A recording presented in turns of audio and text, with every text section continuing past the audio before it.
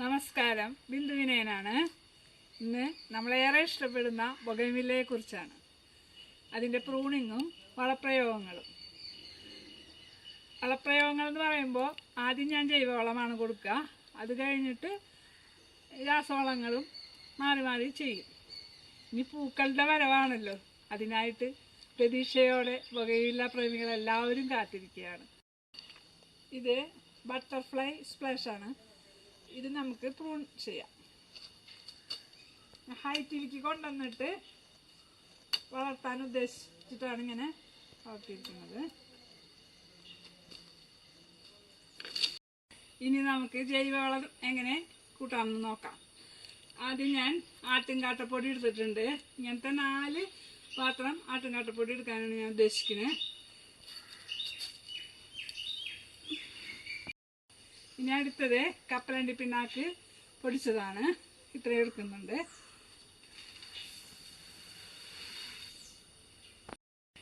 കപ്പലണ്ടി പിണ്ണാക്ക് എടുത്തതിൻ്റെ പകുതി കണ്ടാണ് ഞാൻ വേപ്പും പിണ്ണാക്ക് എടുത്തിരിക്കുന്നത്. അതും പൊടിച്ചതാണ്.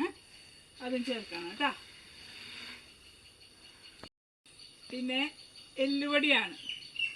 എല്ലുപൊടി ഒരു 3/4 ചട്ടിയോളം അതും ചേർത്തു. ഒരു പാത്രം മണ്ണിര കമ്പോസ്റ്റും കൂടി ചേർക്കുന്നുണ്ട്.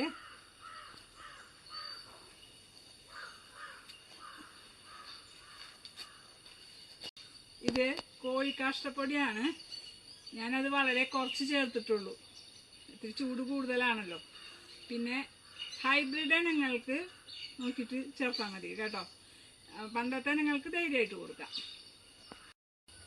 ഇനി ഇതെല്ലാം കൂടി ഒന്ന് മിക്സ് ചെയ്യുക. നന്നായിട്ട് മിക്സ് ചെയ്യുക കേട്ടോ. ഇതിൻ്റെ അളവുകൾ ഡിസ്ക്രിപ്ഷനിൽ കൊടുത്തിട്ടുണ്ട്. ആവശ്യമുള്ളവർക്ക് നോക്കാം.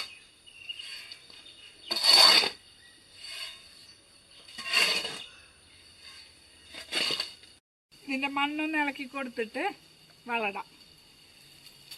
ജസ്റ്റ് ചെറുതായിട്ടൊന്ന് ഇളക്കി കൊടുത്താൽ മതി. പുല്ലൊക്കെ പറിച്ച് കളയണം.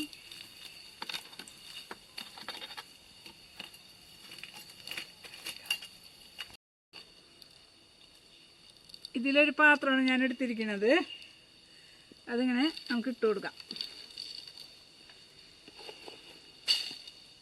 ഓരോ ചെടിയുടെ വലുപ്പം അനുസരിച്ചിട്ട് വേണം വളം ഇട്ട് കൊടുക്കാൻ കേട്ടോ. ഓരോ ചെടിയുടെയും വലുപ്പം അനുസരിച്ചിട്ട് വേണം വളടാൻ. എല്ലാവർക്കും ഇത് മനസ്സിലായിട്ടുണ്ടാവുമെന്ന് ഞാൻ വിചാരിക്കുകയാണ്. നമുക്കായിട്ട് ഒരു പൂക്കാലം കാത്തിരിക്കുന്നു. എല്ലാവരും ചെയ്തു നോക്കാം. Thank you.